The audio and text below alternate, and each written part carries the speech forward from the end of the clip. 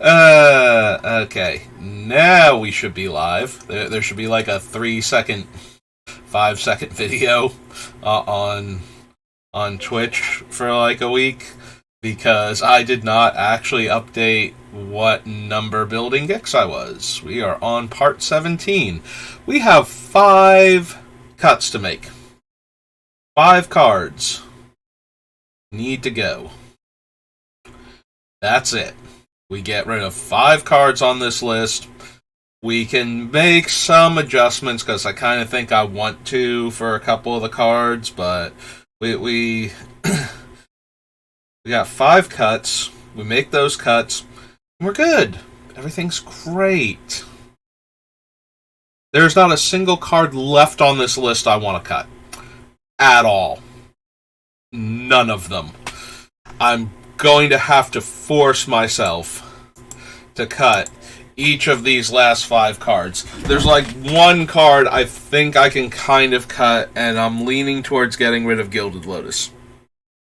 Like, that is the card that I'm like, yeah, I can see cutting that. So,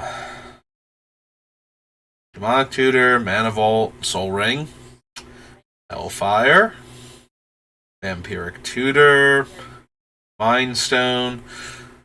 Technically, one of the other things I can cut is I can cut Venser's Journal and replace the Mind Stone with Thought Vessel. That is an option.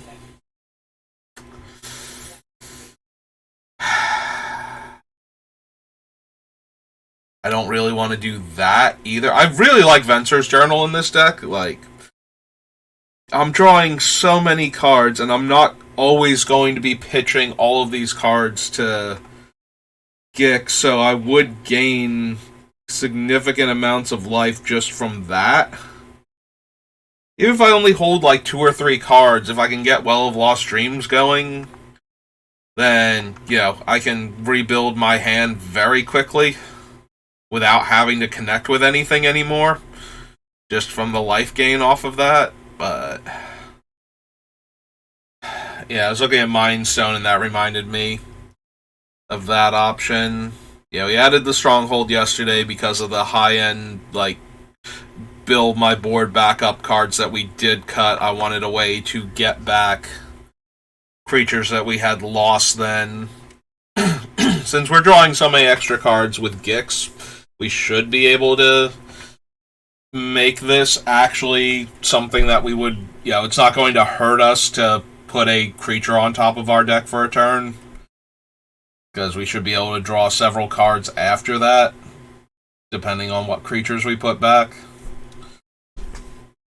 So, Familiar, Worn Power Stone.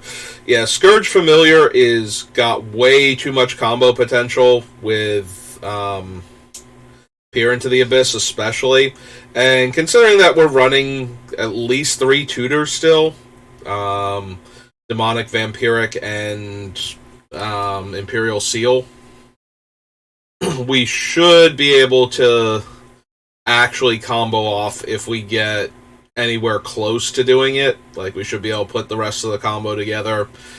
So what we do is we lose half our life, draw half of our deck, which should be well over 20 cards at that point.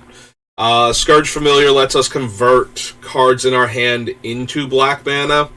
And Kozilek and Ulamog let us shuffle our graveyard back into our deck. So by discarding them, we get the Peer into the Abyss back into the deck where we can tutor for it again. And then we can discard enough cards to add enough black mana to cast it again. And since we're losing half of our life rounded up, as long as we have more than 1 life, we can keep casting it and keep looping it and getting all of this mana and all of these cards into our hand until we can kill all of our opponents just by activating Gix. Like, we can actually deck them out that way. So, also, in the meantime, if we don't deck them out, we get all of their permanents.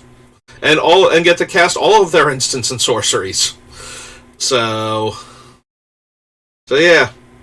I very much want to keep the Scourge Familiar appear into the Abyss combo.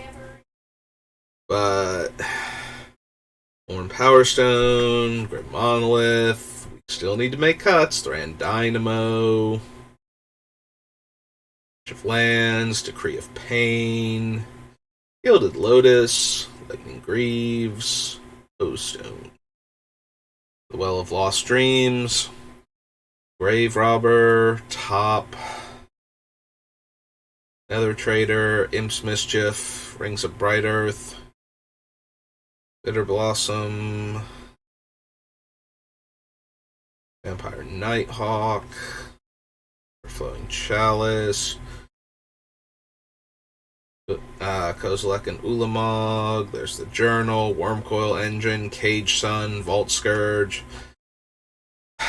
We have so much to do with our mana. I can't see cutting the Cage Sun or the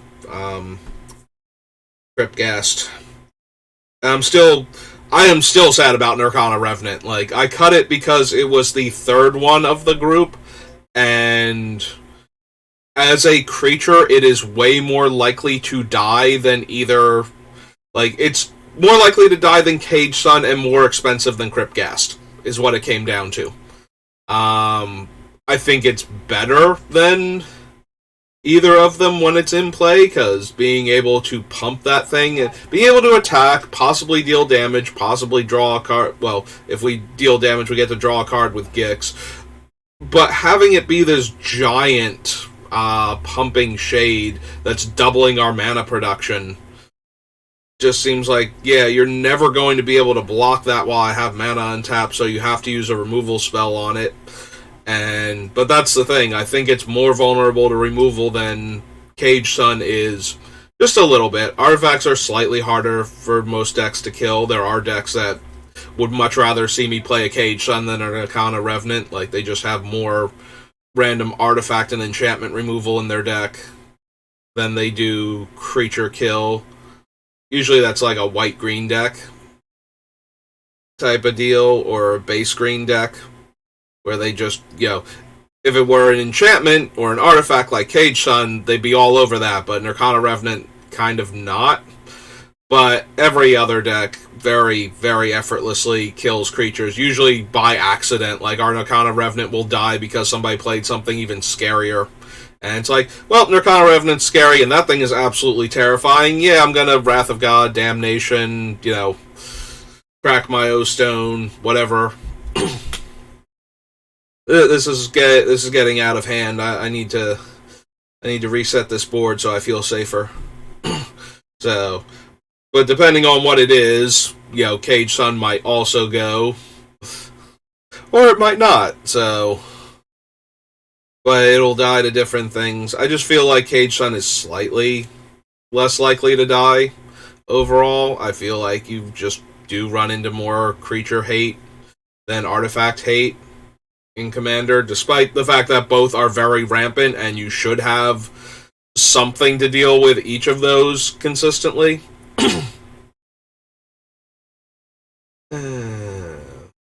Vault Scourge, because I want my early evasive creatures, preferably with lifelink, so I can draw more cards without, killing myself in the process. Although we did get rid of all of the big buff equipment that we could be running that would make those tiny lifelinkers even better. But that's where we're at with this deck, so...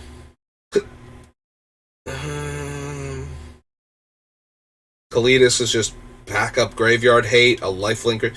Maybe it's Kalitas. He's kind of backup for a couple of different things. So he's backup Graveyard Hate for the Grave Robber, and he's another lifelink creature, and he also makes 2/2 zombies. So he was a backup to the the Beholder that we cut and the Demon from the Warhammer set. As another creature, and like Wand of Orcus, the things that can produce, like, he can produce a bunch of zombie tokens potentially. He's also good when opponents have creatures and somebody decides to Wrath, regardless of who it is, because then I get a bunch of 2/2s from them getting exiled, assuming that nobody else's effect is also exiling them and takes precedence over mine.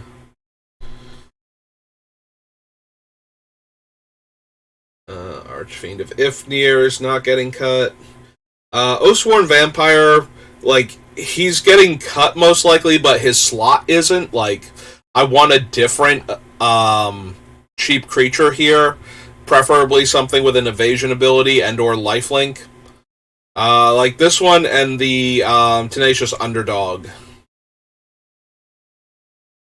are both probably getting cut, but not, like, their slots still need to be filled with cheap creatures. Like, they're not just, I'm cutting them and that's it, then the deck is done. I cut them and then they need to get replaced. Because I want different early creature threats that are more likely to get through for damage. Or, you know, I would take another thing like Piper, if there's one I'm forgetting. You know, so something that's making more threats while being a threat itself, so that way, you know, I could play Piper turn 2, play Gix turn 3, attack somebody probably for 1, and draw a card with the Piper immediately, and then on subsequent turns I can make rat tokens, and then have the Menace Rats be attacking the other players to help me draw cards, so... Feed the Swarm, Ghastly Gloomhunter, which is hilarious. Like, first I replaced the Basilica Bats with Daggerdrome Imp, and then I realized that Ghastly Gloomhunter is just, you know, better Daggerdrome in my deck. I had a whole rant about, yeah, was it 5, 3, 6 drop, 3/3 Flying Lifelink, no chance, but 2 mana 1/1 Flying Lifelink was already making the cut, so... And then we got our Nighthawk Scavenger and our Null Priest of Oblivion. Both evasive lifelink threats. Null Priest can come down before Gix, and then it's a 2-power Menace lifelink, so it's almost definitely getting through in the early stages. But then in the mid to late game, it can also buy back something like a Grave Titan that we've lost. So... Infernal Grasp, another one of our target removal. Henrika, so she lets us draw a card.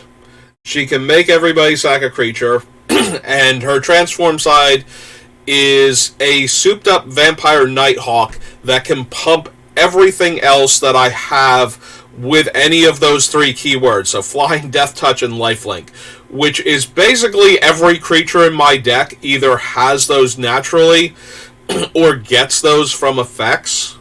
So, like, what do we have that is not at all affected by that? Nether Trader, naturally. Like, we're replacing the Oathsworn Vampire and the Tenacious Underdog, so both of them wouldn't get affected by her, but I'm thinking, like, all, like, the Nighthawk and the Scavenger Nighthawk and the Null Priest and the Gloomhunter and the other one, the Vault Scourge, like, all of these things that we have in our deck can get pumped by her activated ability. So, and that, most of them have lifelink as the keyword that is lining up with her, as one of the keywords on them that's lining up with her. So that just increases the amount of life we can gain in order to be able to afford to pay to draw more cards and to trigger the Well of Lost Dreams when it's in play. And to be able to cast more spells off the top of our deck with Bolas' Citadel, which is also on the list. I feel like I glossed over that somewhere when I was doing Henrika, like I didn't even mention it. Yeah, there's Bolas' Citadel and Murder, and I glossed over Murderous Rider. I think I just saw a Piper and started, like, rambling about that one after coming down from the Oathsworn Vampire and how he needs to be upgraded in the deck. Yeah, we're not cutting Lithoform Engine if I can help it. Lithoform Engine and Rings of Bright Earth, copying Gix's activated ability is way too powerful, and I'm still sad about the Bracers, but there are going to be a lot of times where Gix is going to be a Lightning Rod, and Bracers is one more mana to equip in the same turn as activating him than either the Rings or the Lithoform Engine are, because they're both 2 to copy his ability. So, and it's 3 to equip. Like, if it were 3 to cast and 2 to equip, I'd probably be looking for 6 cuts right now, because I don't think I could cut any one of them. And if I did, it would probably be the Rings at that point, because I don't have enough other activated abilities to copy. Although I do appreciate the way, if we have too much mana, the Rings and the Lithoform Engine can go together. It's like, I'm going to activate Gix, and I'm going to copy it with Rings of Bright Earth, and then I'm going to activate Lithoform Engine to copy it also, and then I'm going to activate, or I'm going to trigger Rings of Bright Earth and copy the activation of the Lithoform Engine to copy it. Yeah. No, that seems like fun. That is the other reason why it's those 2, but not Bracers, because Bracers is a triggered ability, and Lithoform Engine taps to do its thing, so we can't copy both Gix and the Bracers with Lithoform Engine at the same time without, ways to untap the Lithoform Engine.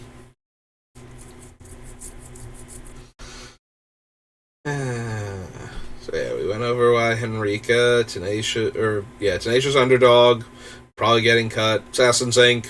had a whole thing on whether or not it was going to be better, worse, or the same in our deck as Hero's Downfall. And it was, for the most part, just Hero's Downfall, and then randomly. But I have to double check. We might be back on Hero's Downfall over Assassin's Inc. by the time we're done. Sheoldred just gains us. We actually net gain life every time we do a thing, and our opponents are losing life.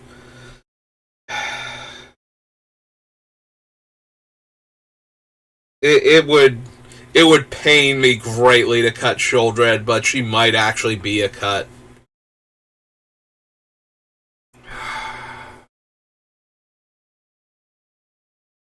Oh, that would hurt so bad to cut her, but what she is basically doing is turning the damage that we're taking to draw the cards into life gain. She also does, like, incredibly dumb things with Well of Lost Dreams in order to get us a fresh hand.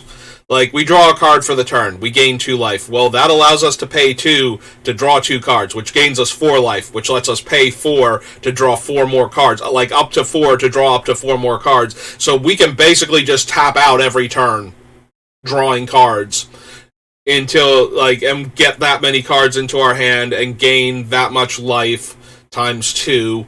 And that's going to be our turn, but now we have a fresh grip for when we untap, and we can cast Gix and activate them in the same turn, maybe, and yeah. So I really desperately do not want to cut Sheoldred.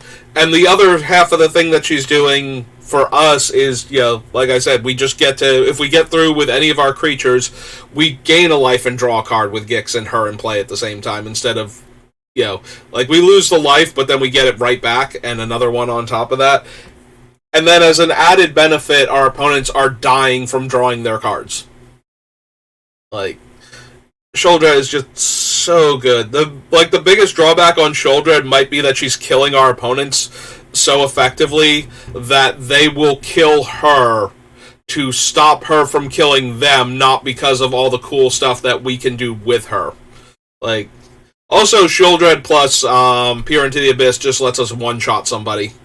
That is the thing about Peer into the Abyss. When you have any of the opponents take damage when they draw effects, because this is why I run Peer into the Abyss in my Mogus deck, because I have all the draw punish cards. So you target them, they lose half their life, but then they draw like 30 or 40 cards. And that's you between losing half your life and then drawing that many cards and therefore having to lose that much life again, or possibly twice that much life again, like equal to the number of cards you just drew, tends to kill people. Like, just knocks them out of the game. It's nearly impossible to have that much life without an infinite life gain engine, where you're just randomly gaining life, and you've been so unaffected by all of the other stuff going on this whole time that you didn't die to the Peer into the Abyss Underworld Dreams combo. It's like losing half your life and then taking, like 30 plus damage didn't kill you somehow. And let's be honest, if that's happening that way, then I'm not targeting you with Peer into the Abyss, because I don't want to give you half your deck to work with on your next turn, even if you don't have Reliquary Tower anywhere, like, in your 100. Like, any infinite hand effects going on, I still don't want to give you that many cards to work with for a turn, and then leave you with, like, near perfect 7 in your hand for the rest of the game, basically, until you start using them. There's an Imperial Seal. There's Grave Titan, which, one zombie army. Also, conveniently enough, has Death Touch naturally. So, gets pumped by Henrika. Just also can attack into random things that, it's Commander. Like, normally a 6/6 with Death Touch in most constructed and limited formats, it's like, Death Touch is nice. It means that when it gets gang blocked by like 3 or 4 creatures, it gets to kill all of them. Definitely, unless they're indestructible randomly. But the Death Touch on a giant body normally doesn't matter. But when players have like 7, 8, 9, 13 toughness on their creatures sometimes, having a creature that will still kill them if they're not indestructible seems pretty okay. Swiftfoot Boots. Tormented Soul is a 1-mana 1/1 unblockable. Garrick's Wake. Alhamrat's Archive. Every time I come to this card, it's like, there's a part of me that's like, it's just making it more so than what the other cards were doing anyway. But just, one of my creatures gets through, I pay a life and draw 2 cards. Like, you have me sold at that concept.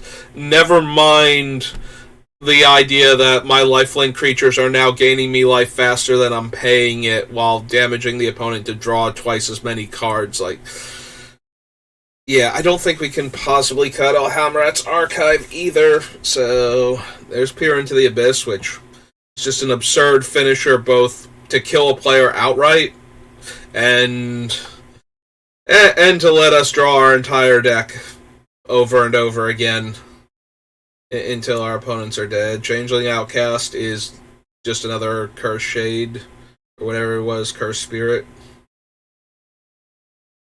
Oh, Tormented Soul. Wow.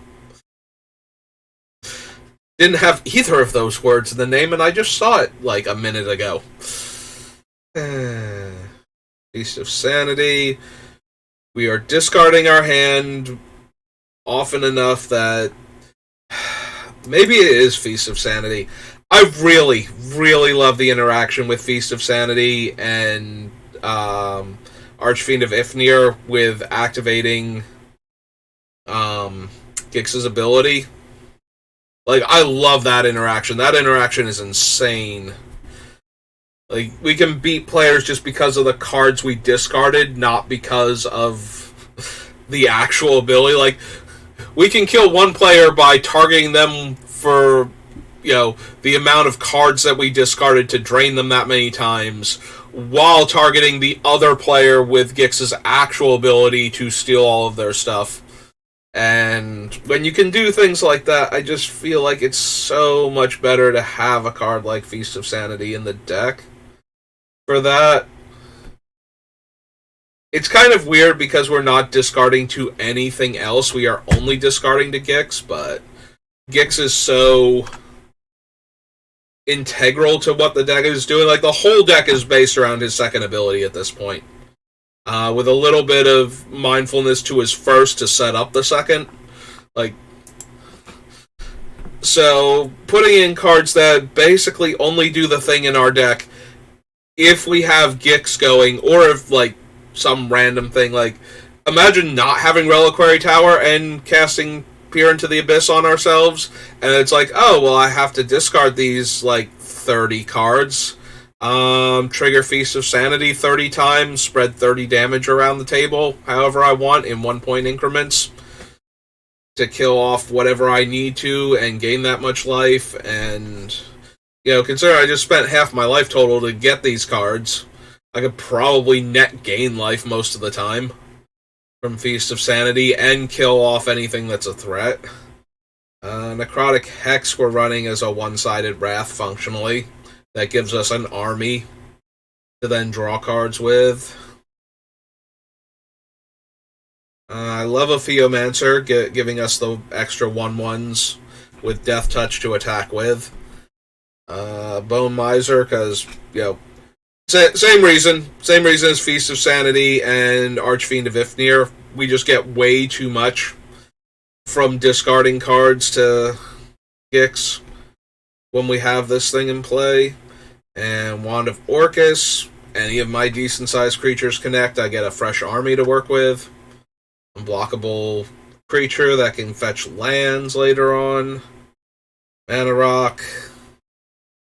And Mana Rock. Yep. Alright. So, what did we have? We had the Lotus. I might seriously be considering Feast of Sanity, as sad as that makes me. And there was something else. There's another card that I saw where I was just like, maybe it is this.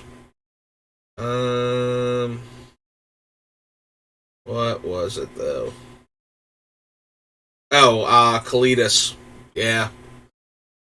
Kalitas is a backup to like 3 different things, and it might actually be Kalitas.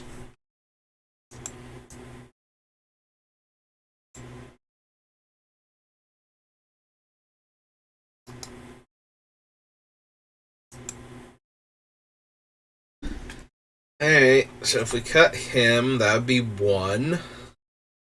Still need 5 more cuts. Yeah, even if we cut him and the Gilded Lotus and the Feast of Sanity, we still need 2 more cuts. Maybe I can do like 1 cut and just be 1 land under my normal land count for this deck, and it won't hurt it too bad. That's another one. The Imp's Mischief that we haven't cut yet. I just like having a way to protect Gix, like an extra way. We do have Boots and Greaves, so he's not as vulnerable. I do like the idea, though, that I can move the Boots or Greaves off of him, and he'd still be safe from targeted removal while I have this.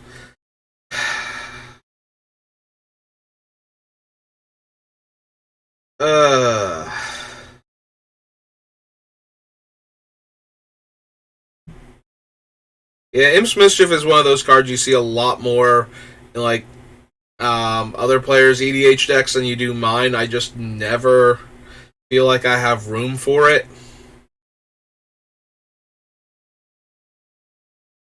Because I'm always running Boots and Greaves anyway in my creature-based deck, so Imp's Mischief is more important when I have... On the other hand, though, it's like a thing to protect some of my other stuff, like maybe I can move a targeted enchantment or a targeted artifact removal spell away from my Cage Sun or something. Yeah, I kind of want to keep the Imp's Mischief. It might still go. I might succumb to my normal instinct to cut it.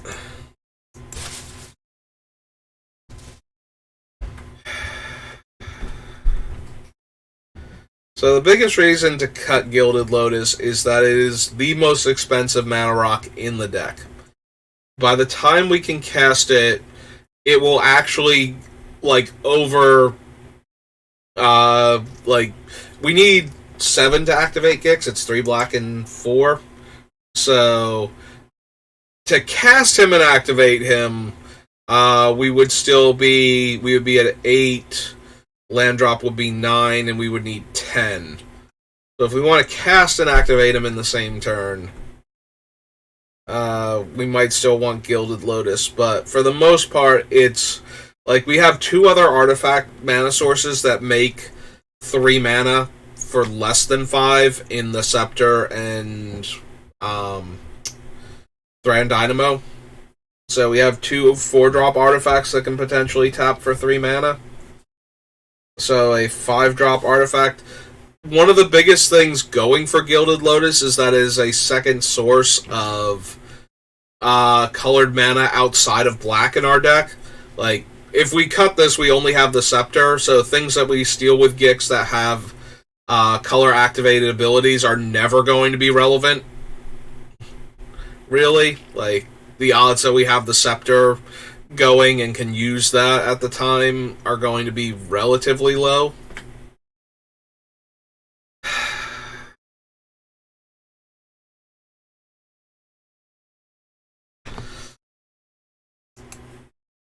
Okay.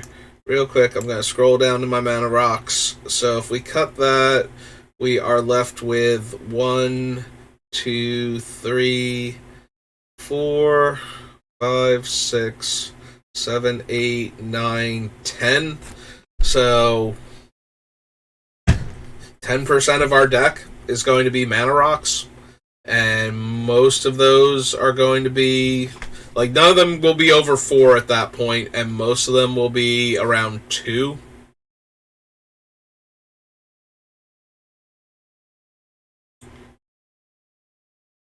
Like, most of them are in the 1 to 2 range. We'll only have, and then we'll have 2 artifacts that jump up to 4.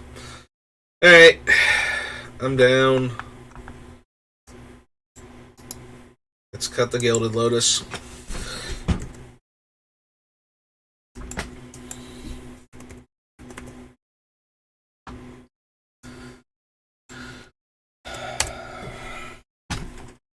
Alright, so we need 5 cuts, so if we cut Venser's Journal and we turn Mind Stone into Thought Vessel, that would be 3. And I'm not thrilled at the idea of doing that, but I'm also not seeing a whole lot of other cards I can cut. I love how much life you can gain with Venser's Journal, but we do have lifelink creatures. We have Sheoldred. Like, it's in there primarily to increase my maximum hand size and give me more life gain. So if we cut the Venser's Journal and we turn the Mind Stone into Thought Vessel, that gives us 1 more cut we can do. Yeah, I think that's where we're going to have to, like, pull another cut. So we go Venser. So we cut the Journal.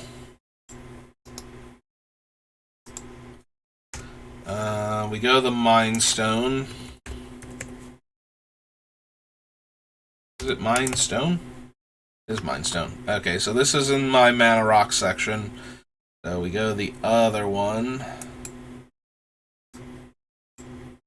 And we just delete that one. And then we go to the Commander section, which I believe is where Thought Vessel is from. Real quick.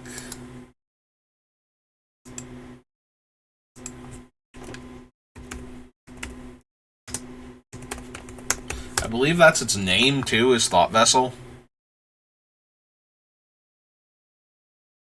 So let's see, it is from Commander 2015 and a few of the ones after that, including Commander Legends and Baldur's Gate. Okay. Alright, so yeah, so we'll put Thought Vessel down here.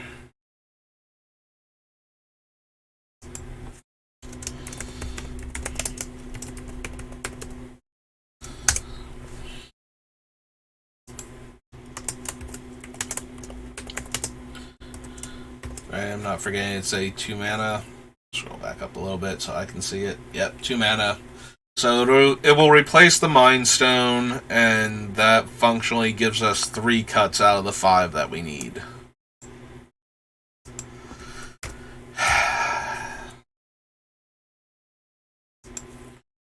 I feel like I could cheat one card, let him stop at 61 and run 39 lands, but I don't want to go. I don't know if that I want to cheat 2 cards, especially since we cut an expensive mana rock, but we did still cut a mana source in the Gilded Lotus, so.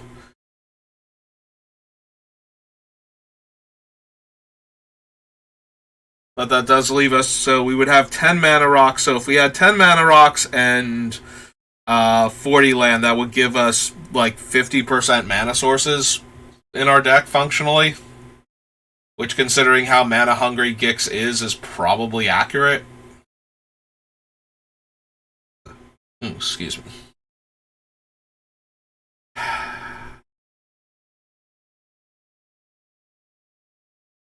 I really genuinely despise the idea of cutting Feast of Sanity, despite the fact that I did seriously consider it for a moment. Like, I just love what it's doing with Gix. I love what a lot of the cards in this deck are doing with Gix when we're doing the thing. So, and then I think we have enough cards for when we're not doing the thing, and we need to not die in the meantime. But we do certainly have a bunch of cards that are like, oh, we're already doing stuff with Gix, well, let's, octuple down on that one and try and win the game that way.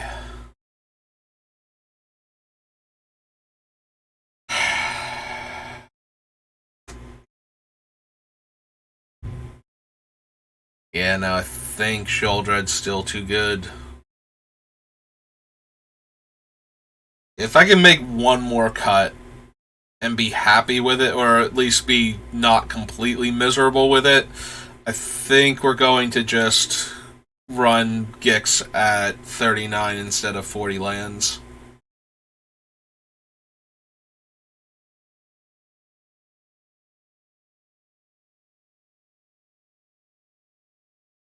Assassin's Ink. Yeah, my target removal is 1, 2, 3, 4. I only have 4 targeted removal spells. Like, yeah, we can't cut another one. I'm already, like, critically low, I feel like, on targeted removal. Yeah, any further adjustments to my target removal has to be a lateral move to more targeted removal.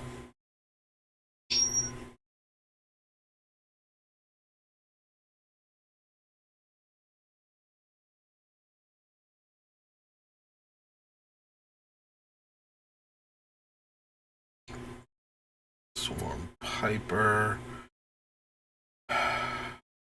Citadel. Archfiend, no.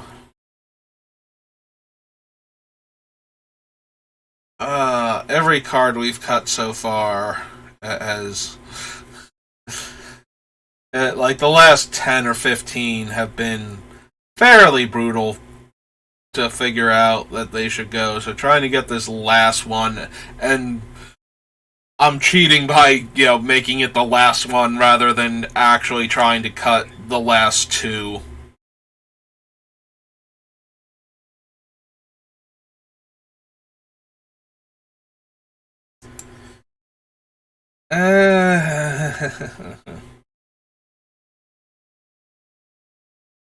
I'm gonna be honest, if I do cut the Imp's Mischief, if you disagree with me on this one, I understand, and feel free to cut one other card.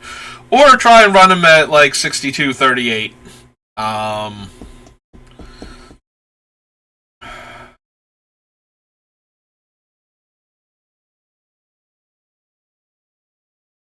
Yeah, hang on, let me keep taking more passes through the deck before I actually cut the Imp's Mischief.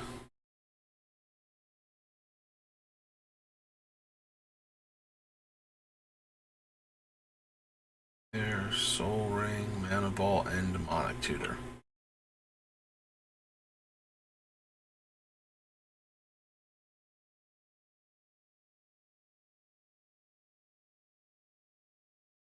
Scepter, Wraith, Wand of Orcus, Bone Miser, Geomancer, Arcane Signet, no, Hex, Beast, Lockable Early Creatures, Peer into the Abyss, Archives, Garruk's Wake. Can't cut Grave Titan, I don't feel like.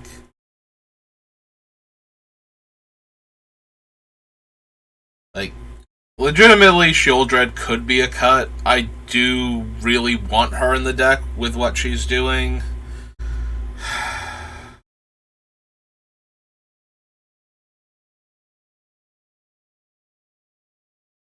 I can't see cutting Henrika either. Like she's functionally a 4-mana 3/4 flying lifelink death touch. She's for one more mana than Vampire Nighthawk. She gets +1/+1 and the ability to pump all of my creatures that are like her in any way, shape, or form in this deck. Like I don't think she's like she might be one of the lowest cards left on the list, but I think she's doing too much with what I have to just go, oh yeah, no, we don't need Henrika. We can cut her.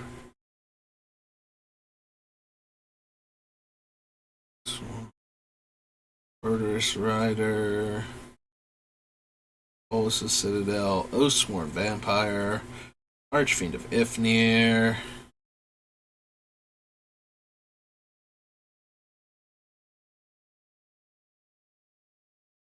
Ripgast, Exquisite Blood, Vault Scourge, Cage Sun, Wormcoil, Ulamog and Kozilek, Everflowing Chalice, Nighthawk, Bitter Blossom, Rings of Brighthearth. Yeah. For me, I think it might be the Imp's Mischief. I think that's going to wind up being the cut.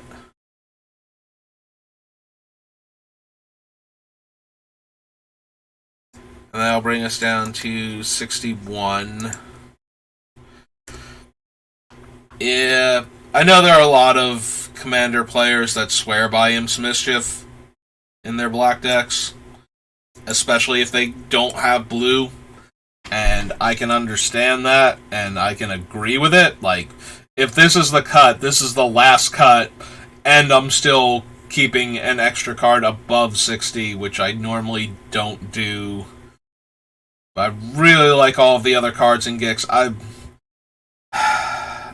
would love to be able to figure out a way to get the Shadow of the Grave back into this deck, or the Whip of Erebos, but I don't see either of them making it back into the deck, like, at all, really.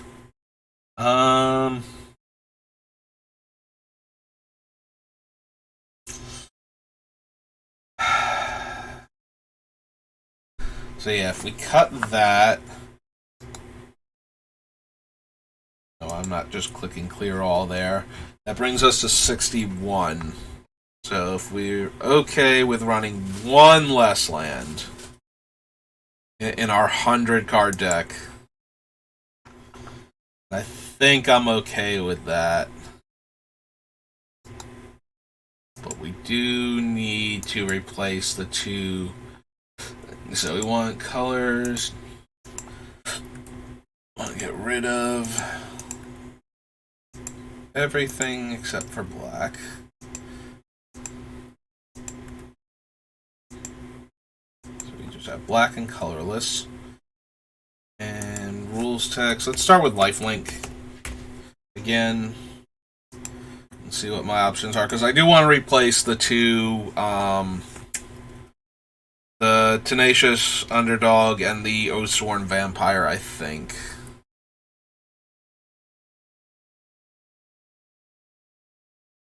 Lifelink.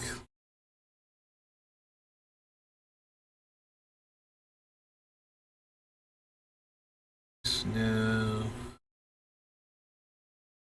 those. I want something evasive with lifelink, preferably.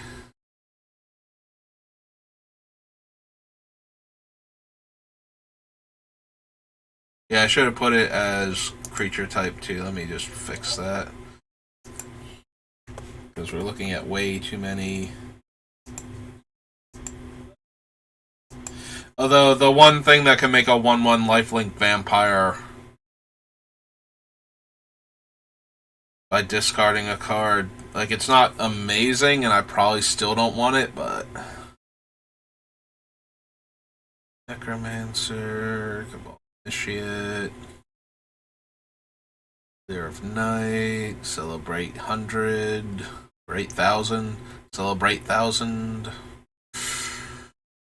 1/5, 2 mana, 2/1, those guys again, that thing. Like, maybe we want the Daggerdrome Imp also as an evasive lifelink creature.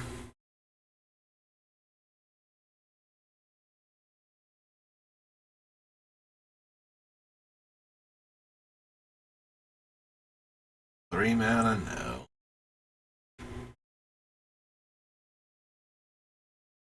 Protect and lifelink, no. The Gifted Aetherborn has potential. We already have Henrika. It's white on the front. We already cut him.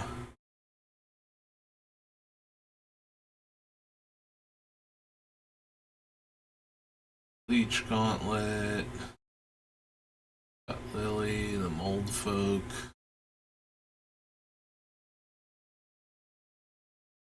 Null Priest, all already on the list. That mechanic.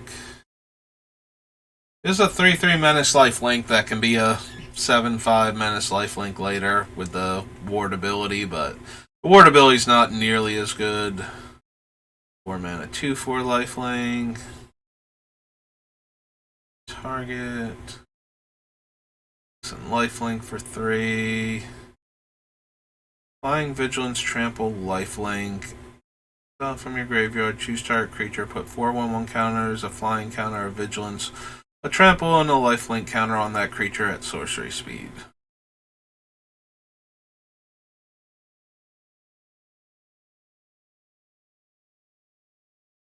On the white one, I don't have enough clerics for him.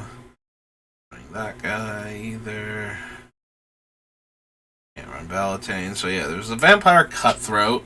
So it can't be blocked by creatures with power 2 or greater unless we pump it pre-defenders in combat. So it's a very difficult to block 1/1. There's also the lifelink Death Touch, but I feel like that thing just gets blocked and traded with too often. And it's gone. Those are our lifelink options. Alright.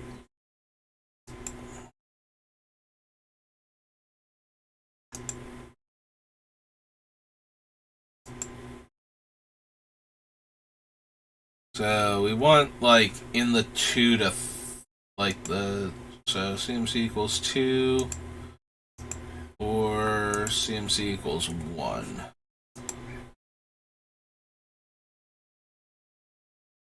Does that work? And CMC equals 2 or 1? Like, just to find cheap creatures that have evasion abilities.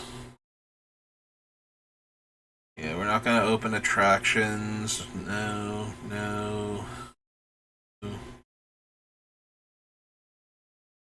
Okay, so we are getting the 2 or 1. Alright. I had to double check that because I didn't notice that the other ones were 1-drops. Order of Midnight is a 2 mana, 2 power flyer. We don't have enough enchantments for Ephemia. Like, at least with this one, we could get back. Like, we could use the Raise Dead half of it if we top deck it later. Whereas we're not going to have the enchantments for Ephemia.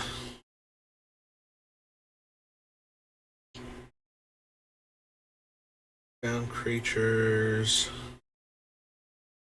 Yeah, I'm not gonna run the poet.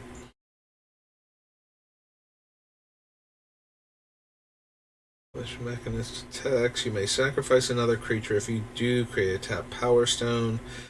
5. Exile a creature card from your graveyard. Create a tapped 3/3 colorless zombie. Yeah, okay. Nope. Yeah.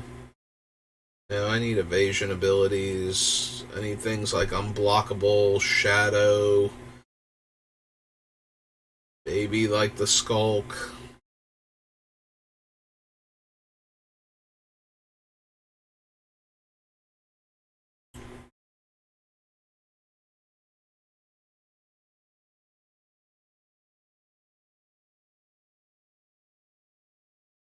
No. No. Fire. That they can't attack at all. Pro green.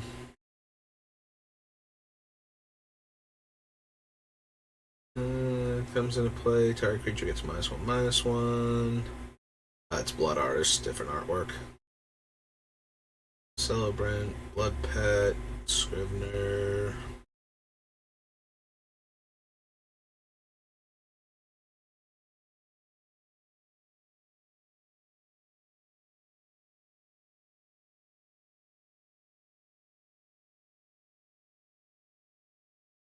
Oh. Second spell. Block. Yeah, I'm not holding out too much hope that there were better options, but I did want to look. I mean, we're still in the B's, so that thing costs mana on tap.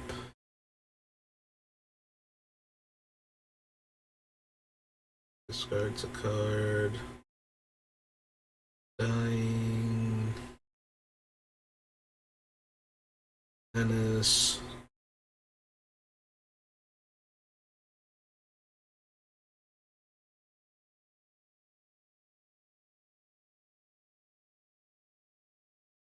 Oh wow, there's like 8 pages of these things. I'm not surprised. It's like every 1 and 2 drop creature within a like in black and colorless, and I'm looking for the ones with evasion abilities.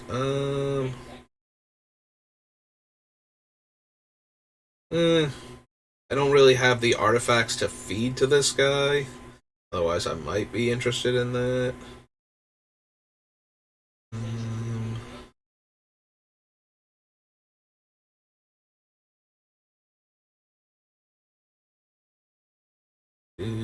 Containment construct.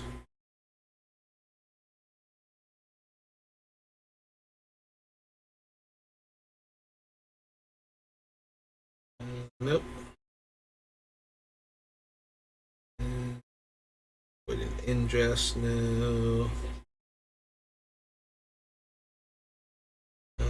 Dies, draft a card. No. No. I need cards that are actually playable in Paper Magic, thank you. Good old Dark Confidant. Let's just play Bob. Alright, so we have the Dothy creature, so all these have shadow. They're therefore difficult to block.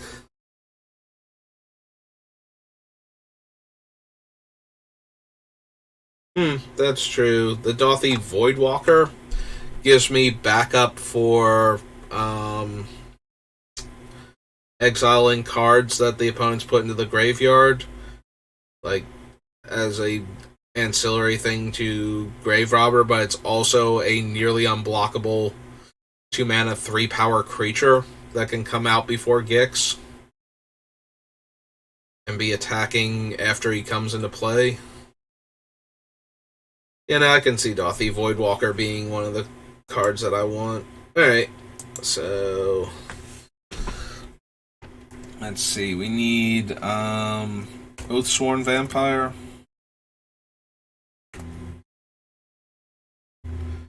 Take that out. Then we go to Modern Horizons 2. And this is Dauthi Voidwalker. Voidwalker.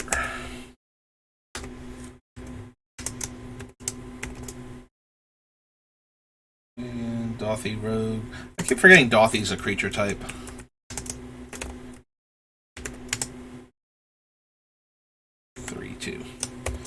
Okay.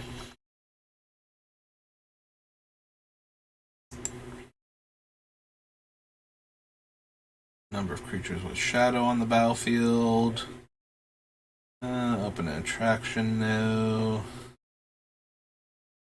No.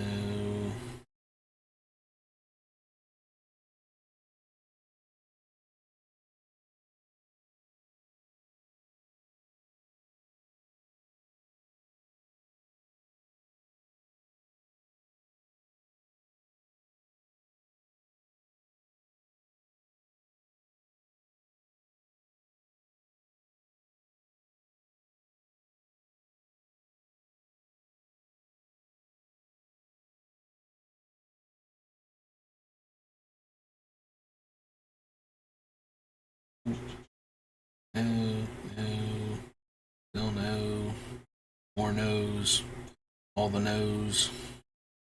No's just continue to keep piling up. No's are overwhelming now, threatening to fall on top of me and crush me to death. How large the pile of no is for all these cards. I mean, there's certain value to the Zealot, the smaller Phyrexian Rager, but I would much prefer if it could get through for damage than if it just drew me the card right away. It was like, cross my fingers, hope I get in for more damage later on.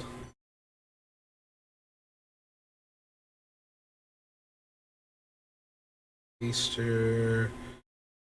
Alright, we're getting the spell half of the Topaz Dragon. Good old Urg Raiders.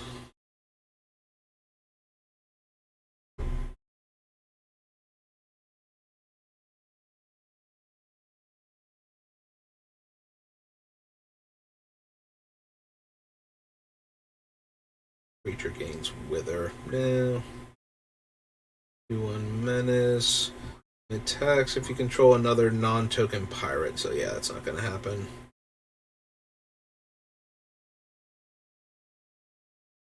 Festering Goblin, Festering Mummy, Festering Newt. Fetid Imp. Nope. Field Creeper, Filthy Cur, Fledgling Jinn. Cleanser Might, no. We already shot you down once. Stop asking.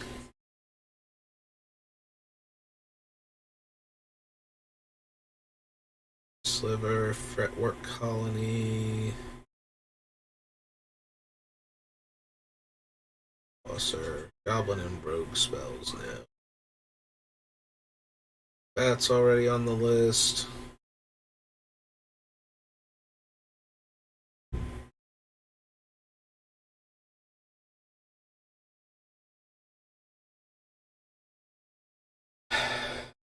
Don't think so with Gifted Aetherborn.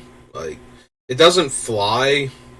So, like, the flying portion of the flying lifelink and death touch is probably the most important on, like, the Vampire Nighthawk and its variants. So, for at least, like, what this deck cares about, the fact that they have all three is, like, why they're all on the list still, but it's definitely the flying first and foremost. I'm way more concerned with evasion abilities. Anything that makes it unblockable functionally. And then we worry about everything else.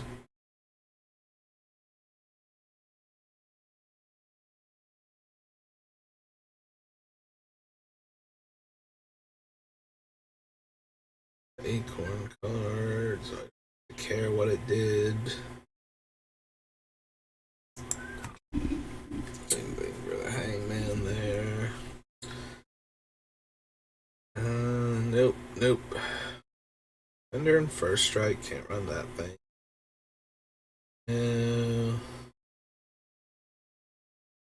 All of these. Intimidate. Nope.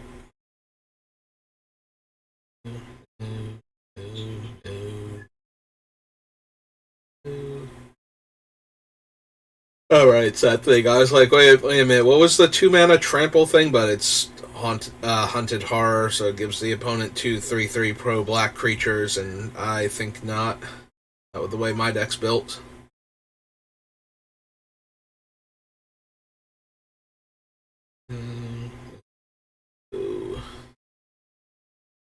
Continues to be no.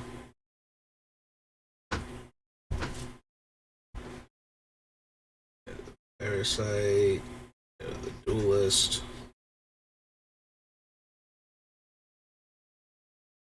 This, no, I don't really gain anything from stopping the opponents from gaining life, other than making it easier to kill the ones that were leaning on life gain, but it's not really a thing that my deck wants to care about.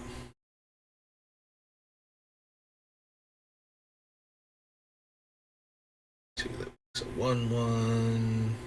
And a Dorks. Yeah, so far, nothing's really leaping out. Like, I'm glad we checked because of the shadow. Like, I did completely forget about Voidwalker, who is just, very high power evasive threat on 2. So, like, nearly unblockable. Shadow does not come up very often. And I think I'm not gonna lie, I think Dauthi Voidwalker might be one of the most played shadow creatures. So, very likely only blockable by himself. Like, I usually do not run into any of the other shadow creatures from Tempest or any of the ones that showed up in, like, Time Spiral. So, I accidentally skip over anybody with relevant game text, right? Because I was scrolling down a bit fast, but no, it doesn't look like it. Okay. Got it then.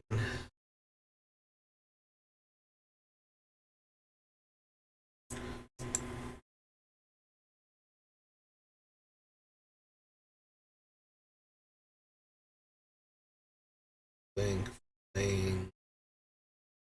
Yeah, no, she did not have that horrific upkeep cost. But then again, if she didn't have the horrific upkeep cost, flying men with an extra power, like, if it were like lose a life or 2 every turn, I might actually be interested in Molting Harpy, not Molten Harpy. Pretty sure Molten Harpy is a red card or a red-black multicolored card at that point.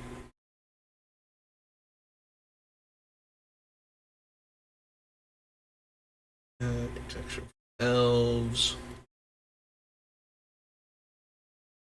Alright, another shadow. I'm sorry, there is one other shadow creature that I do see a lot in Commander, and it is Nether Trader for things like Aristocrats decks especially. Grave Robber's already on our list. None of the rest of these have an evasion ability. Yeah, if anything, I think I see Nether Trader more often than Dauthi Shadowwalker. I even have him in the deck and I forgot that it was a shadow creature and that's why it's in the deck. Until I came across it. Which is why I have to go down this entire list every time I'm trying to make a new Commander deck, because you never know what I've forgotten. Alright, so legit question. Order of Midnight or the vampire whatever the Skulk creature, because it's starting to look painfully like those are the only two real options.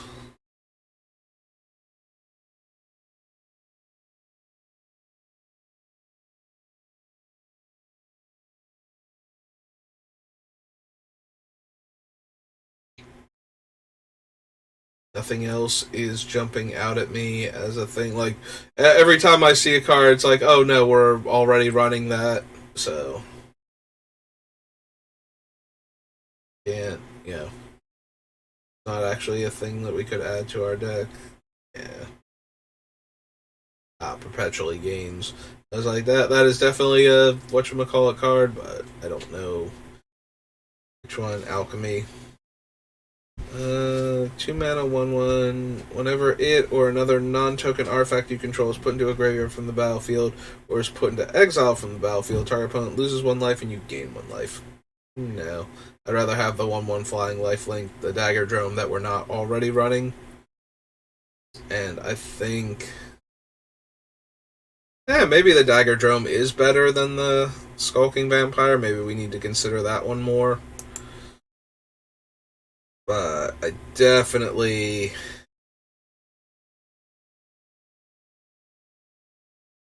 Skulk and Death Touch. Yeah, I think I'd rather have the Skulk and Lifelink for the less mana. That's an Acorn card. Oh, right, because it cares about hats.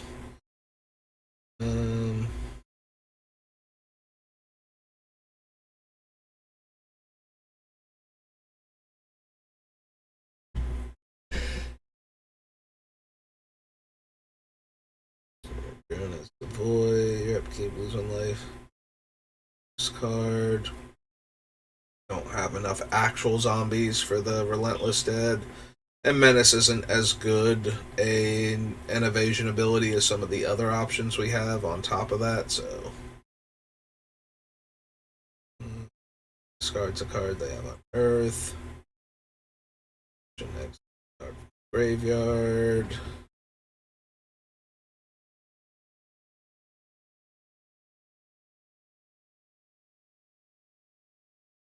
So far, no better options.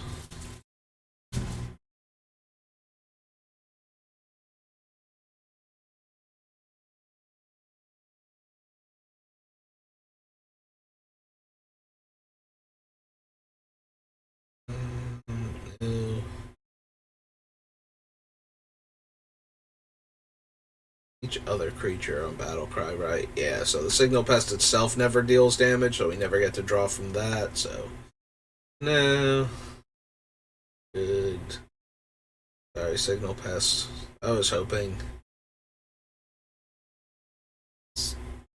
Different artwork, skin thinner.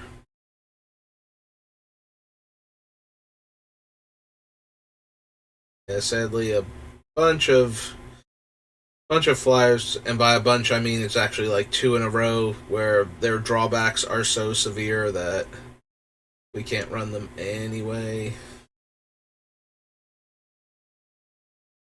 Death touch, 1/1 gets given to the opponent, so that's not helping anything.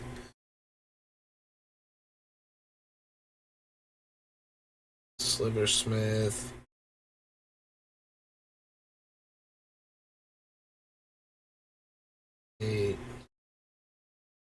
Sure, the Fang, Broom, Soul Tether. All of these.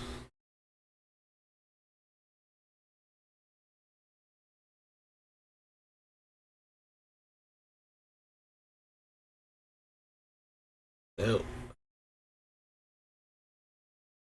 Yeah, Squirming Mass is okay. Very similar to a 1/1 flyer in that some decks are just going to have a nightmare trying to block it, but. Straw Golem. Stronghold Crusader. Ah, that's right. It's flying only when I pay the extra mana, so. Yes, I wanted a 2 mana, 2/2 flying pro white I think I deserve it after all the cards that I've just looked at. I don't think it's unreasonable to ask for that at this point. Take that guy.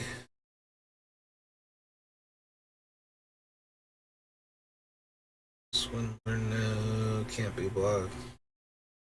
No, no, no, no, no. Nope.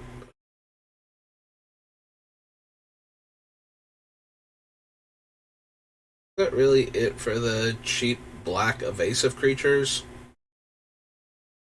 It might be. Like, we have so many of them on the list, and there have been a few. Alright, this thing had flying. Enters the battlefield from a graveyard. You may draw 2 cards and lose 2 life. And it has Unearth for 5. Not the worst offer I've had, but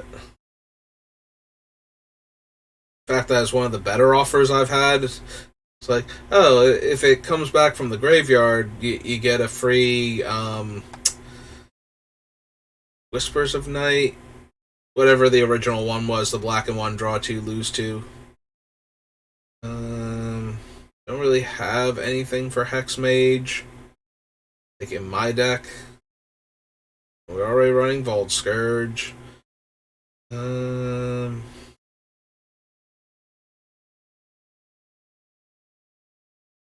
Station, Viscera Seer, Blood Petal Celebrant, or Voltaren Bloodcaster rather, because we're in the V's, so there's no way it's Blood Petal Celebrant, who is like the 2-1 in red. Walking Atlas, Dead, so various things. No. Yeah, there's a 2-mana 1/1 Horsemanship. That's essentially unblockable. That is the only creature with Horsemanship in black that is anywhere near that low of a casting cost.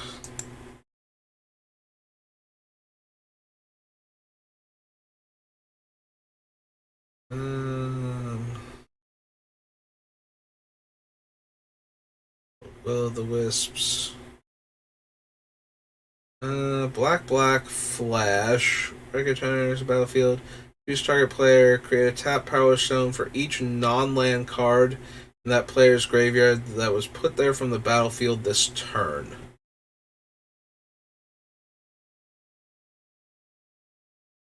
Huh. That is a weird ability.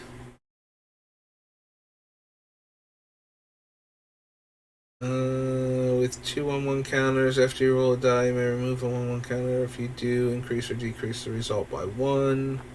That's not anything we need. Blocks, that's not helping. Swamp Walk. Alright, so what did we have? We had Dagger Drum Imp.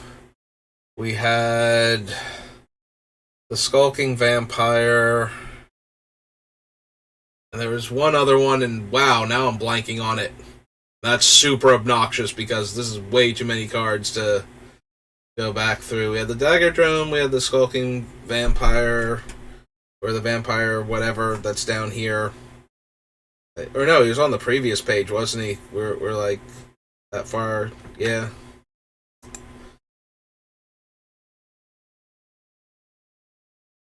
There's like one more super evasive early creature, and now I'm blanking on what it was. I thought I'd be able to remember it. Which, I don't know why I thought I'd be able to remember it. Tunis, Neonate, Interloper, Vampire Cutthroat. So we have Vampire Cutthroat, we have Dagger Drum Imp. There was one other mildly evasive threat.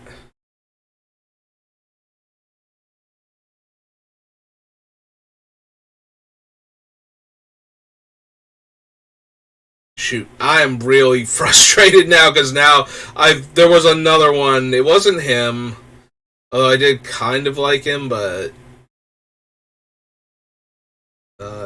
100% sold. But there's one other card, and it's back like a page or two, I feel like, but I'm gonna have to go through all of the cards again on those 2 pages to find it, and that's super annoying. Watch it be like 3 things back instead. Yeah, it wasn't like any of that.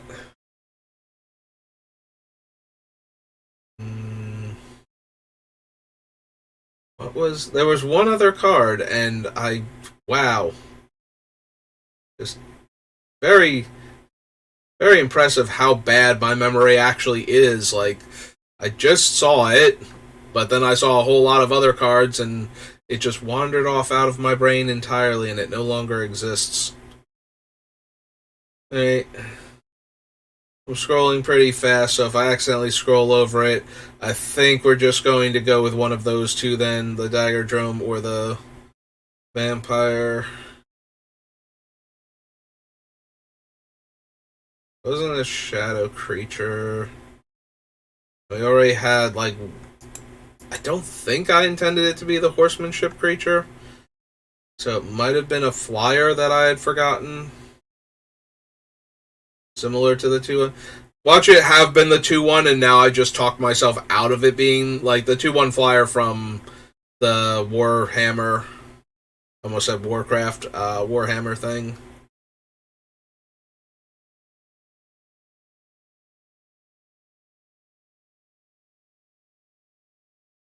Maybe I just really. Oh, Order of Midnight. That's what it was.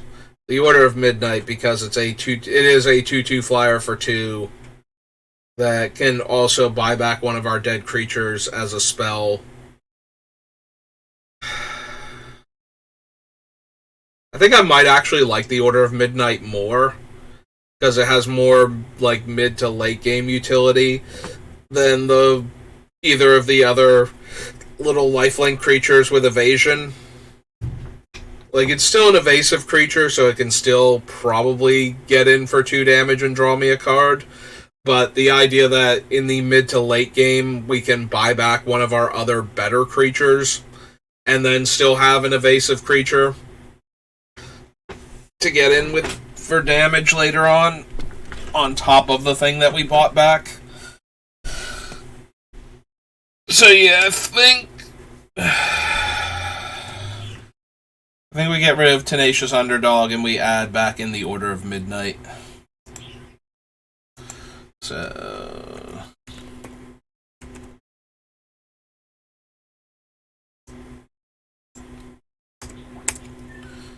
scroll up a bit to Eldraine. It is MNOP. So Murderous Rider, Order of Midnight. Is 1 black for a human knight 2/2. Pretty sure it's a human knight 2/2. Yep.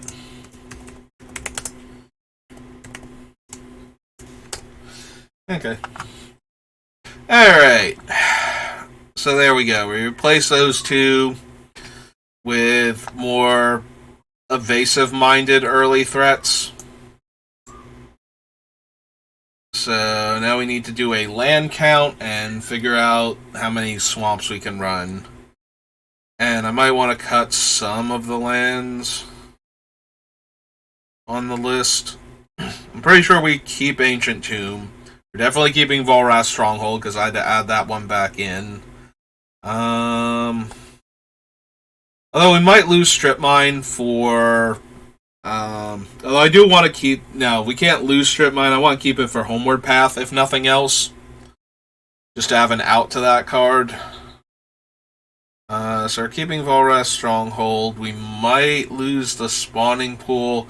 Because I kind of want... Like, we have Mutavault already on the list, and I low-key want Mishra's Factory.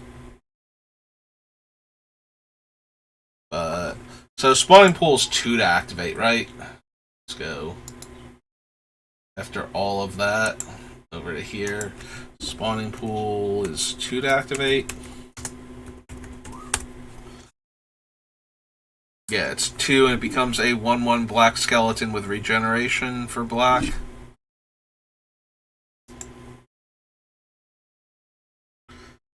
Offers definitely. Fetch lands, yes, because of the Citadel and the top. Mostly the Citadel. Temple of the False Gods.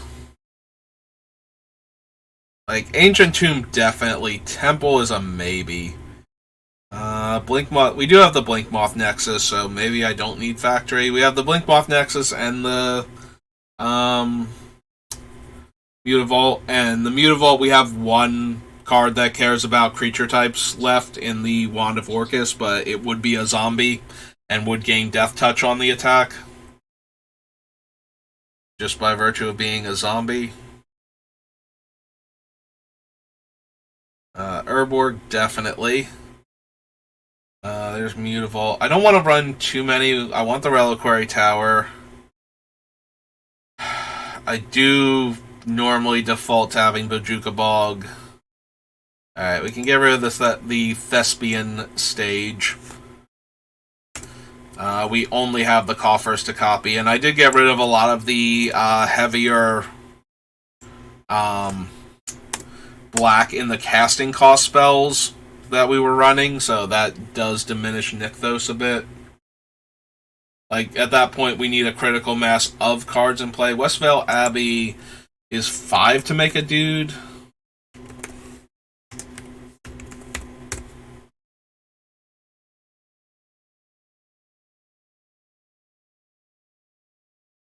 Five tap, pay a life, make a 1/1. And Ormondal is flying, lifelink, indestructible, haste.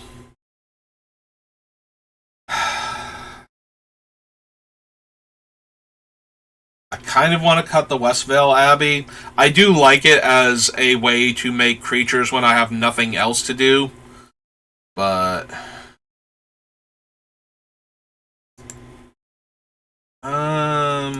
yeah, I think I'm gonna cut the Fable Passage. I might also cut the basic land one, Prismatic Vista. I mean, that's more because I don't have, like, I think I have like 2 or 3 Prismatic Vistas at this point. So, this way I don't have to proxy it. I think Hive is expensive enough to activate. I do like the extra graveyard hate randomly, but we already have the Bojuka Bog for that, and now we have the other thing in the 3/2, the Dothy creature. So, since it's not a swamp, and I do need... Do I want Takamuna? Takamuna gets it back to our hand, and the other thing gets it back into play. The one from the Commander Warhammer thing. Real quick, Takenuma Abandoned Mire. Let me just make sure exactly what it does. It's like you mill 3 cards and return a creature or planeswalker card from your graveyard to your hand and cost 1 less for each legendary permanent, or legendary creature rather, I control. Which isn't going to be that many, so it's usually going to cost like somewhere between black and 2 and black and 1 maybe. And the other one puts it directly into play. Yeah, I think I can afford to cut Takamuna. Right. I do like having another card that gets back my dead things, but I'm not running Memorial to Folly either. And I did cut the Crucible already.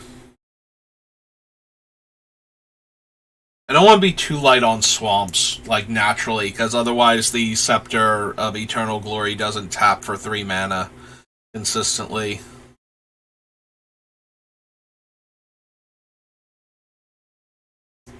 Yeah. I think we cut the Prismatic Vista. I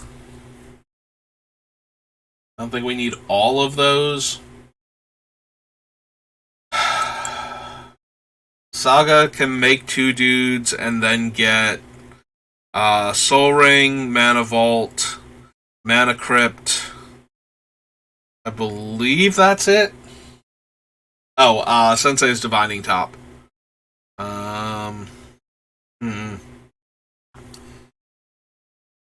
Yeah, it's powerful, but I don't think it's actually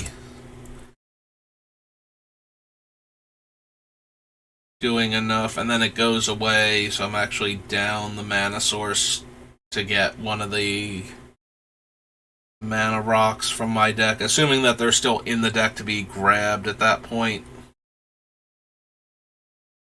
So what does that leave us with? Takenuma that I'm not sure about, and one of the other ones. Takenuma. Alright, we have Agadeem's Awakening, but that one's almost definitely staying. Like, that's a bit too much raw power. And that one also buys back our dead thing, so... yeah, maybe we do just get rid of Takenuma then. Because we have, like, 3 other lands that are also helping us get our stuff back in various ways. And... like, Takenuma and the other one, and the Agadeem's Awakening both can't be land while they're doing their spell halves. Like, we have to discard Takenuma, and we have to cast the spell side of Agadeem, so... in that regard, I think we want the Agadeem more, because it's more powerful when we're getting our creatures back, and... about the same power level as a land. Like, it comes into play tapped unless we pay 3, where Takenuma comes into play untapped for free. But that's about it in that regard. So I think I would rather have the higher impact spell. So yeah, do we want Westvale Abbey, and do we want Temple of the False Gods?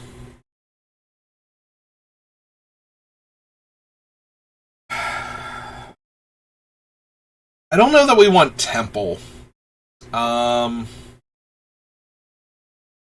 We already have Ancient Tomb, which helps us get 2 mana like immediately, and we should have enough lifelink to offset the early life loss. Like, it shouldn't be an issue most of the time.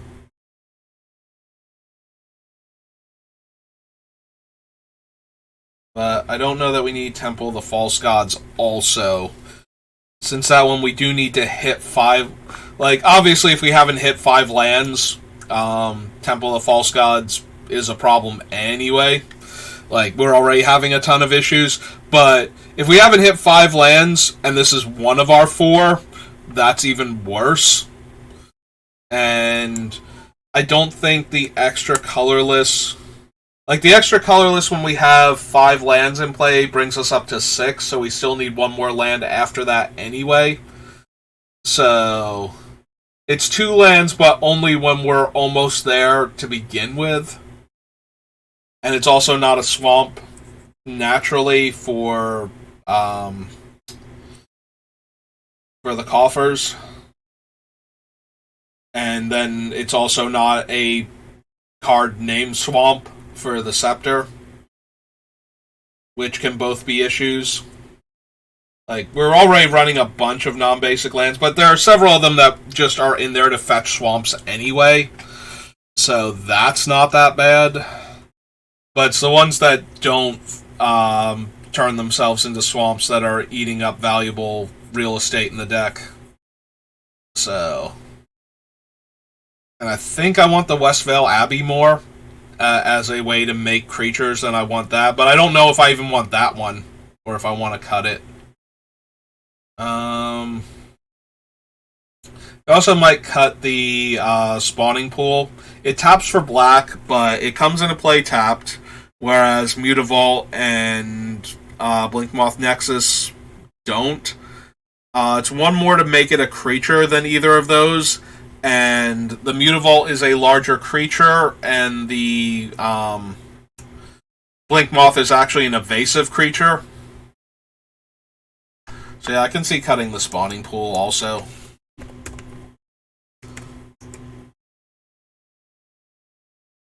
To make room for more actual swamps in the deck.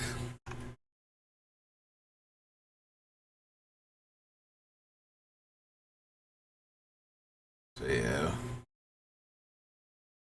What do we have right now for non-basics? We have one... Here.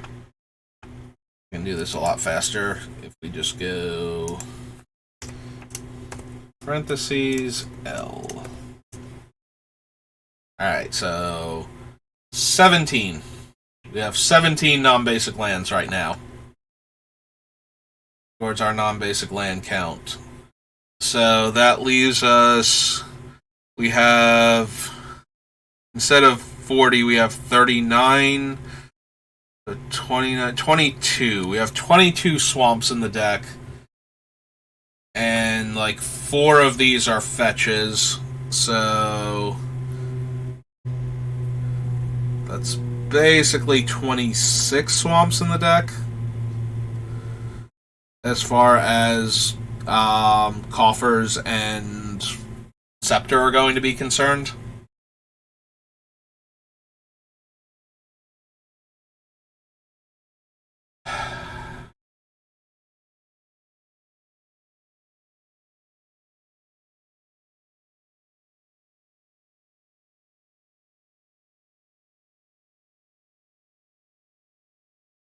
So 17...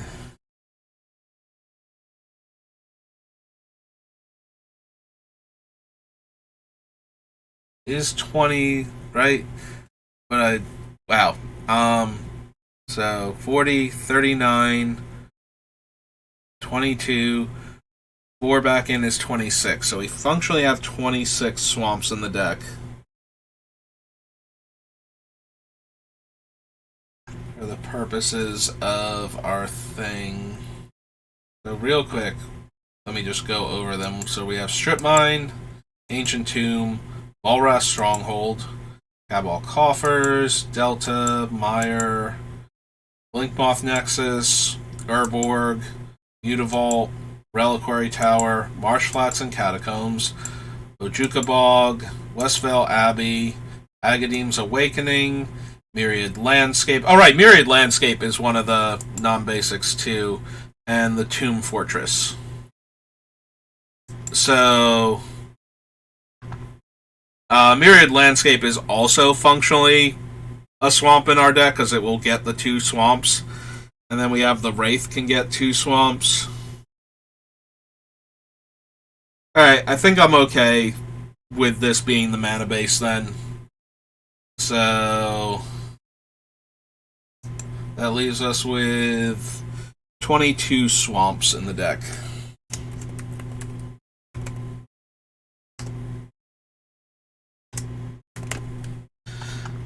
Alright, and that's going to do it. That will be our build for Gix. Alright, so I like him. I think I like where he's at as far as the actual deck looks. There are a whole bunch of cards that I really wanted to try in him that I'm not going to get to now because we just needed to cut things. But everything that is in the deck is something that I really want to play with or just has the normal utility. Like, we have Wraths, we have targeted removal, and we have Tutors and Mana Rocks and all of that. So that's our normal things that basically every Commander deck needs some of. But then we have all of the other stuff that works with what Gix is doing, and I'm really happy with the things that we have, and I'm really sad about the things that I couldn't jam into the deck also. But I think we have enough good cards in the deck, like things that are actually going to get Gix to use his second ability more or less to its full potential. That, like, there are some cards that would help when we're actually winning, but they don't get us to that point. You know, like, if we had the Brainstealer Dragon or Shadow of the Grave or whatever in our deck, we would have more things going on when we're winning. Like, that would push us even further over the top. But then we would go down on cards that help us when we're not winning, or other cards that also help us go over the top when we're winning. So, unfortunately, those are just the cuts that we had to make. So, if you've been watching the entire series, you know what cards didn't make it that were really interesting. So if you want to try any of those cards out, like if you think one or more of the cards that I'm running are not that great and you disagree with them, but you like the idea that I almost put these cards in the deck and wish I had stuck with them, yeah, test them out. Like, run those cards, see how well it goes for you. This is the build that I'm going with, and I am working on making it easier for me to build Commander decks by moving my entire collection around. So once I'm done with that, Gix is on the short list for ones I want to build. Both Gix, and I have a build for Orvar, the All Form, that I kind of want to have together in case I run into players that just have the worst decks to play against. You know, the most miserable, self-contained combo engines. I'm trying to go infinite and ignoring what you're doing type of thing. It's like, yeah, no, let me show you what that looks like when you go all in on that particular strategy. Because Orvar is not what I would consider a friendly deck, or even a particularly fun deck to play against. But if everybody else has, like, really tuned, high-end competitive decks, I think the Orvar deck is where my heart would be at for that kind of play. So I think I'll bust him out for that. So we're done with Gix, and that's cool. But now I'm going to have to figure out who our next build is going to be. And I've got a handful of ideas. We could do another commander from Brothers War. I'm a little inclined towards the rare Urza, the one that buffs your... He has like a Tempered Steel ability where he buffs all of your creatures +2/+2, like your artifact creatures +2/+2, and then he has 6 to make a token copy of an artifact you control, except it's also a 1/1 soldier artifact creature. So Blue's been getting a lot of token support recently, and aside from green, white has some of the best token support already, with things like Anointed Procession being its own variation on the token side. So Parallel Lives. It's a Parallel Lives. I was about to say the token side of Doubling Season, but it's Parallel Lives. So we could do that. Like, that deck seems like it'd be really fun. Plus, I don't think I've built a blue deck on this channel yet. I don't think any of our decks that have had blue in them, so this will be a chance to actually build a deck with blue in it. We could pick one of the commanders from Jumpstart, comes out this week. So I can look at those and see if there's one of them that really... None of them really spoke to me. If we go back... yeah, Brothers Wars...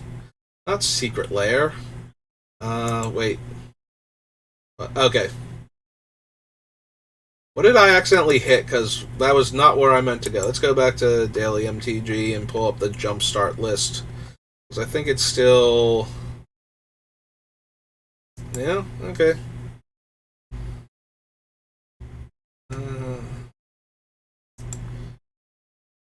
Where to find it? There it is, Card Image Gallery. So if we pull this thing up,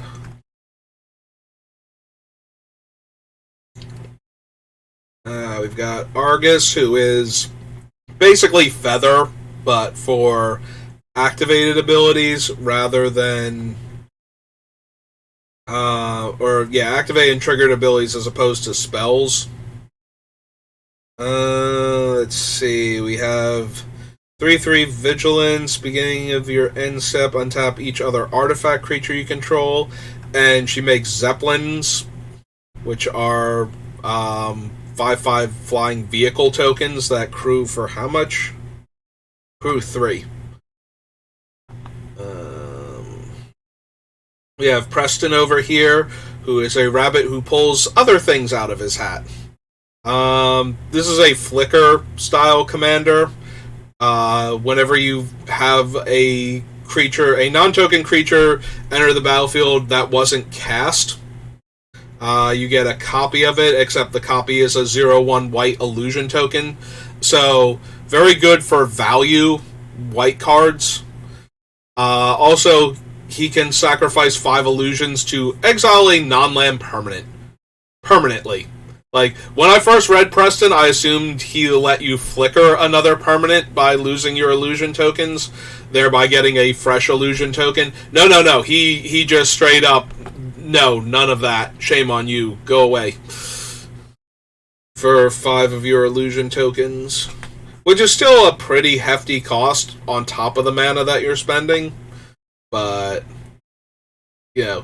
hopefully you've been generating enough value. And those are all reprints.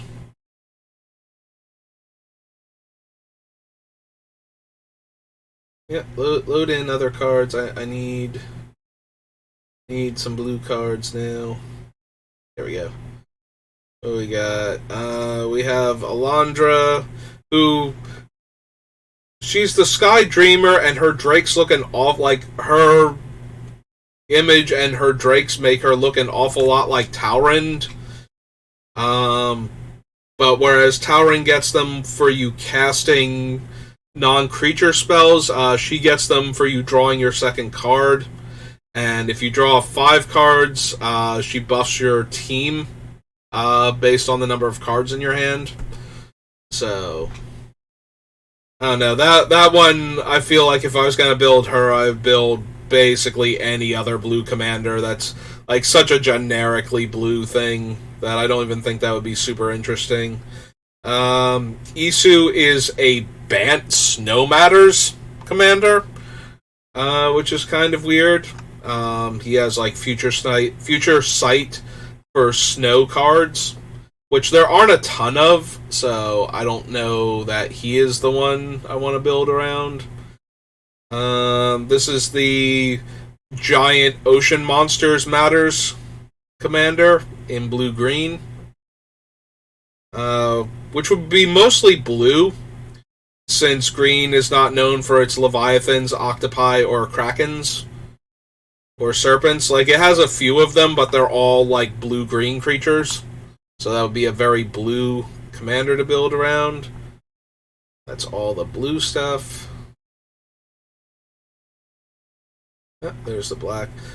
Now, I like Ashencoat, but the more I think about it, the more I think he's just going to be a Gnawbone, or not Gnawbones, what's its name? Marrow-Gnawer deck with a different commander. So, probably not actually going to do that. Rodolph here. What was his thing? If you gain life, he's indestructible. Pay hybrid white, black, and 1. Return target creature card with mana value X or less based on the amount of life you gain this turn. Yeah. So that would be kind of similar to things we were doing with... Things we almost did with Gix, where we had... like the Vane Coven Witch and Witch of the Moors. Like, that seems like the type of cards that would hang out with Rodolph here. And then we'd have to add in some white stuff, so... And we're into, like, old cards with new artwork. What's Miss Fireshoes do again? There's a battlefield under your control. That creature gets +2/+0. Red and 3, 1/1 goblin token with haste as a sorcery. Creature enters the battlefield under your control. That creature gets +2/+0. Eh. Um, Anti-Blight is definitely one of the more weird and interesting cards, especially for a what would be a mono red commander. So she triggers when you deal damage to yourself with your own effects. And she gets counters, and she can remove counters to deal X damage to any target.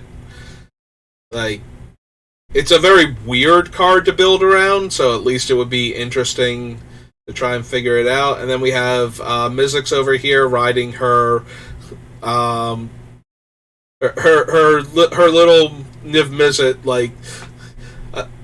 this thing is like the Deadly War version of like one of those like little kid push car type things shaped like Niv Mizzet. So that one kind of amuses me. What exactly is anywhere other than your hand? You may pay one in hybrid red blue. If you do, copy that spell. Yeah, I feel like if I ran her, it would turn into very similar to my Nin the Pain Artist deck.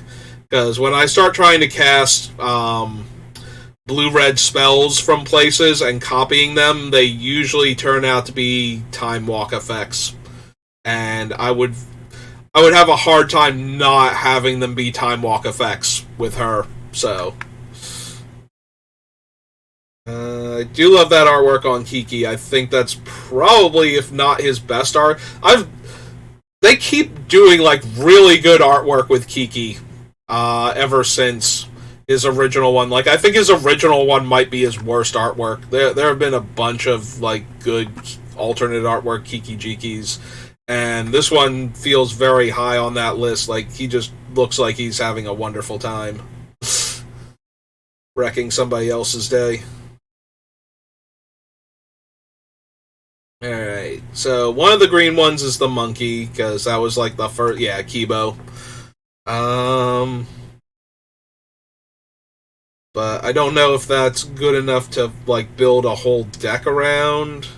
This is one of those, yeah, he's basically a Naya card. In fact, with the title Behemoth Caller, I'm assuming he's actually from Naya.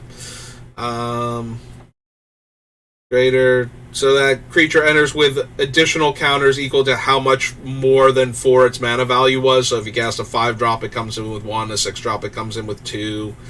With 3 or more 1/1 counters on them, have haste. So he's looking for 8 power, or 8 casting cost creatures. So that way they get 3 counters on them. And he taps to add green, and he's a 1/3. And then we have the Swarm guy down here. Lands and insect spells can be played from the graveyard. Insect dies, put on the bottom of its owner's library, then mill 2 cards, and target insect gets +1/+0 and gains Death Touch.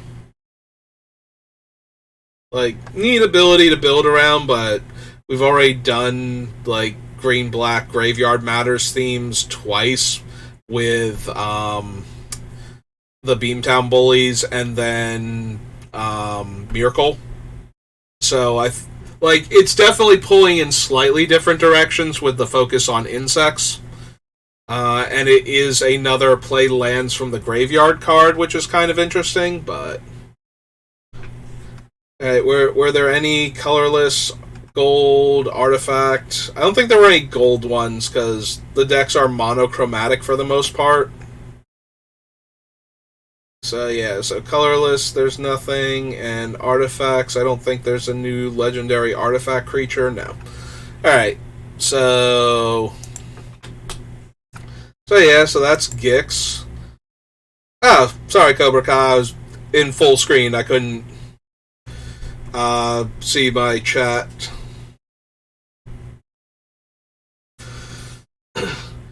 Yeah, I'm just tidying up Gix. Just finished the build finally on him. We're on, like, what, part 17? Yeah, part 17 already. And we just finally got him down to the point where he's done. So I was actually looking over potential other commanders to build around, because that's going to be my next project.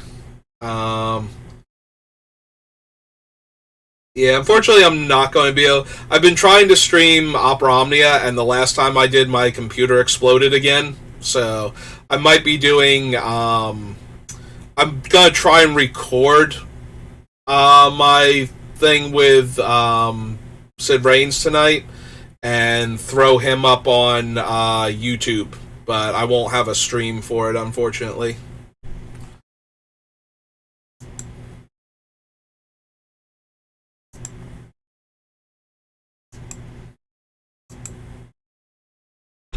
But I do plan on trying to do that. Yeah, I can't get the external capture card to work. I tried again today, just to try and see if I could get it to go, but it's still not working. Like, it's still not interacting with my computer properly, and the encoding I tried several. Like, I watched videos. I readjusted all my settings to try and make the computer not die instantly on me when I do Opera Omnia, and yeah, it's still immediately had an encoding overload because it can't. The capture card in the laptop is way too weak, and it can't handle putting the game through it to stream it. So I want to see if I can still record it though, and then I'll have like at least the YouTube videos, because I'm definitely doing polls for Sid Reigns, and I would like to post a poll video for him. But in the meantime, back to Magic related stuff. So yeah, those are all the potential Jumpstart commanders, and none of them really made me want to build a new deck. The Urza one is interesting. There's also, I thought about doing it mostly as a joke, because we finally got all these Urza cards, and Urza's got like good playable cards. Not like he didn't have one from the Modern Horizons 1 set, but I was seriously considering doing a Blind Seer deck, mostly for the humor of it. So if you've never seen Blind Seer, this was Urza in disguise during Invasion Block. I forget if it's Blind Seer or the Blind Seer, so we might have to... There he is. So this is Urza in disguise. So hard to tell it's him. He's wearing his same color scheme, but he's got like bandages on his eyes, and he stole Raiden's hat. So target spell or permanent becomes the color of your choice until end of turn. So the primary thing to build around him is color hosing things, and there are some obscene color hosers from earlier on in Magic. Things that are just impossibly mean. The only downside is he can, like, the spell has to already be cast for him to target it, so he can't go back in time and get triggers for opponents casting spells of that color.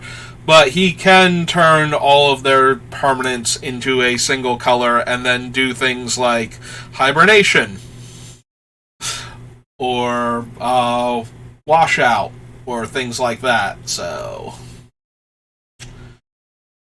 but this would mostly be I could build a deck around him and have him do some cool stuff, but it's mostly a joke because this is Urza in disguise. Like, they wanted him to show up and help out in addition to, like, you know, his doomsday weapons that he tried to use to blow up.